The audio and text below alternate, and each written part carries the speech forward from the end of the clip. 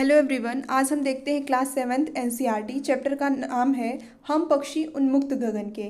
इसमें कवि पक्षियों के माध्यम से अपने विचारों को प्रस्तुत कर रहे हैं और ये बता रहे हैं कि पक्षी एक बंधन में क्या सोचते हैं और उन्हें उड़ने के लिए कितना वो व्याकुल होते हैं।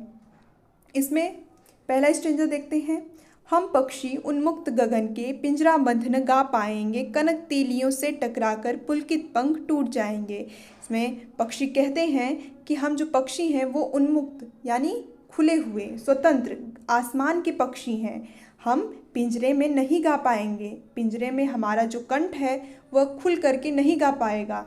कनक कनक मतलब सोना, उस कनक तीलियों से टकराकर पुलकित पंख टूट जाएंगे। और जो सोने की तीलियों से बना हुआ पिंजरा है उससे टकरा टकरा कर पुलकित पंख, हमारे जो प्रसन्नचित पंख हैं वो टूट जाएंगे।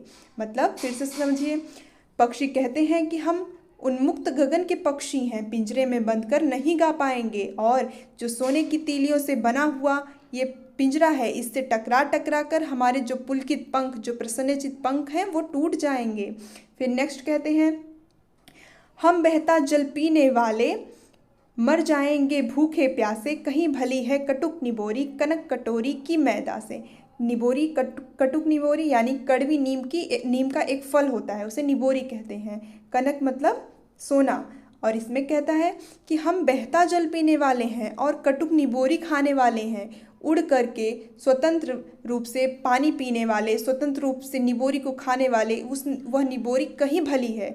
यदि आप हमें एक पिंजरे में किसी पात्र में, सोने के पात्र में खाना देते हैं, मैदा देते हैं, पानी पीने को देते हैं, तो उससे कहीं भला वह कटुक निबोरी है जो हम स्वतंत्र रूप से अपने आप जाकर पीते हैं।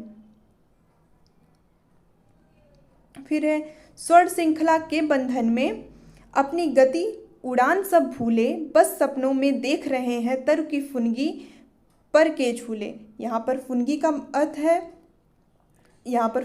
अर्थ है कोमल वृक्षों के पत्ते जो अभी निकल रहे हैं नए नए, उससे है।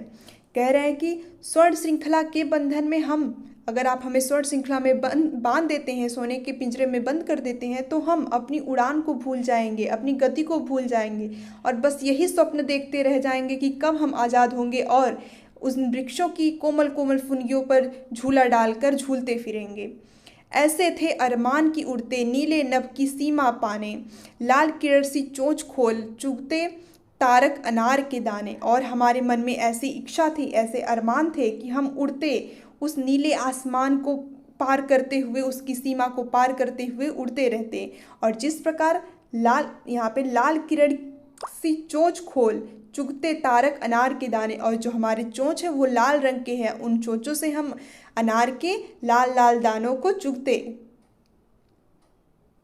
होती सीमाहीन क्षितिज से इन पंखों की होड़ा होड़ी, या तो क्षितिज मिलन बन जाता या तंती सांसों की डोरी। यहाँ पर कह रहे हैं कि उस सीमाहीन, जिसकी कोई सीमा नहीं है, क्षितिज जहाँ पर धरती और आसमान मिलता है, उस क्षितिज से, जो सीमाहीन क्षितिज है, उसको पाने के लिए हम अपने पंखों से होड़ लगाते, एक दौड़ लगाते, या तो और उस होड़ में या तो क्षितिज हमें मिल जाता या तो हमारी सांसों की डोरी तन जाती, यानी हमारी मृत्यु हो जाती।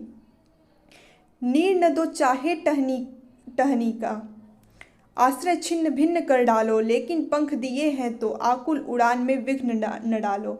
यहाँ पे पक्षी कहते हैं कि नीड़ मतलब घोंसला, या तो हमें अपनी टहनियों के घोंसले भी मत दो, हमारे जो आश्रय हैं जिस पर हम रहते हैं उसे भी छिन्न भिन्न कर डालो, यानी नष्ट कर डालो। लेकिन यदि हमें ईश्वर ने पंख दिए हैं, हमें उड़ान भरने के लिए पंख दिए हैं, तो उस आकुल उड़ान में विघ्न न डालो। उस जो व्याकुल पंख है हमारी, जो उड़ान भरने के लिए बहुत व्यग्र है, बहुत उत्सुक है, उसमें आप विघ्न मत डालो। इसे लिखा है शिवमंगल सिंह सुमन ने। धन्यवाद।